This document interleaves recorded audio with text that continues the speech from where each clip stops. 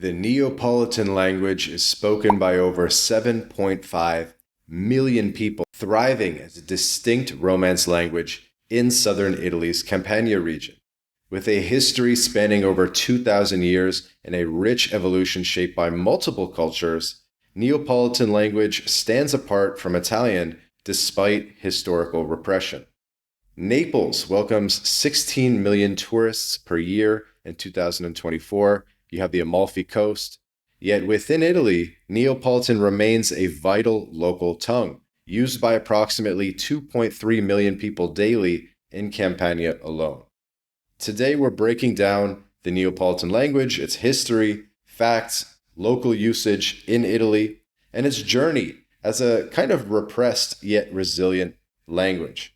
So Neapolitan is part of the Italo-Romance language group. It's spoken by about 7.5 million people globally, with 5.7 million in Campania, as well as around 800,000 in the US, 400,000 in Argentina, according to some sources. It evolved from Vulgar Latin around the 9th century, influenced by Oscan as well as Greek. Recognized by UNESCO as a vulnerable language since 2009, it faces a 20% decline in daily use among those under 30, yet persists with 1,200 annual media productions. There's music, there's movies. It's a big language, but it's been historically repressed under Italian unification. It has reemerged, though, as a separate linguistic identity distinct from Italian. So let's explore its milestones, statistical facts, local usage, and the impact of its repression. So starting with the historical development of Neapolitan language. The origins trace to Vulgar Latin, as we mentioned, introduced by 50,000 Roman settlers by 200 BCE, blending with Oscan, which is a language that actually went extinct, and also blending with Greek.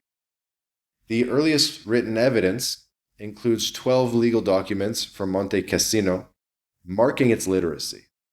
From years 1200 to 1400, around 1,600 songs were produced, with 400 of which attributed to King Alfonso V, who in 1442 mandated its use for 30% of official records. Spanish rule from 1504 to 1714 added 15,000 loanwords, and French occupation from 1806 to 1815 contributed 5,000 loanwords as well to the Neapolitan language. So there are some ways in which the Italian language and the Neapolitan language diverged because of different foreign influences and how they use these sort of they use these Spanish and French loanwords. And then after Italian unification in 1861, Neapolitan faced repression as Italian, which is really like the Tuscan language from the north of Italy, became the sole official language, reducing its usage by 70% by 1900. The 20th century revival, driven by theater plays and songs and popularity in movies, has helped regain about 40% of its usage by 1980, according to some notes I found online, despite ongoing efforts to marginalize the Neapolitan language. So some statistical facts: 76% of the speakers of this language are in the region of Campania in Italy.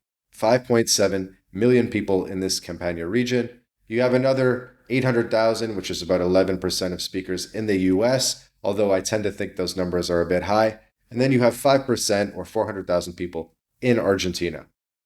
There are other areas, so not just the Campania region, some of the other regions of southern Italy will be speaking or understanding Neapolitan as well. Neapolitan shares 70 to 80% lexical similarity with Italian, but features a unique 7-vowel system with 15% nasalations. There's different dialects. You have the Naples dialect, you have the Salerno dialect, and you have the Avellino dialect. Okay?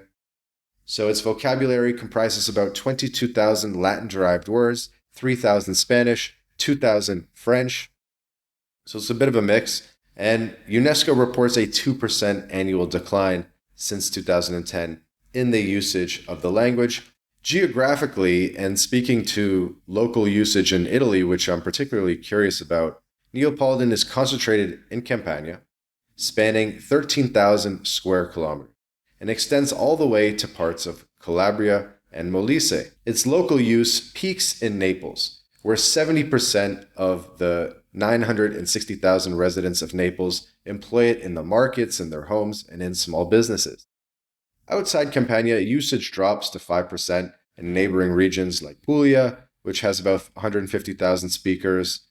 Molise has about 50,000 speakers. Calabria has 300,000 speakers of Neapolitan, reflecting somewhat of a regional confinement, because then you move on to other dialects of Italian as you move to the other regions. Neapolitan does have a big cultural impact. It's had a bit of a revival, and it's been gaining traction with the 2008 Campania law, increasing school inclusion by 30% since 2010. Historically, its repression began with Italian unification in 1861.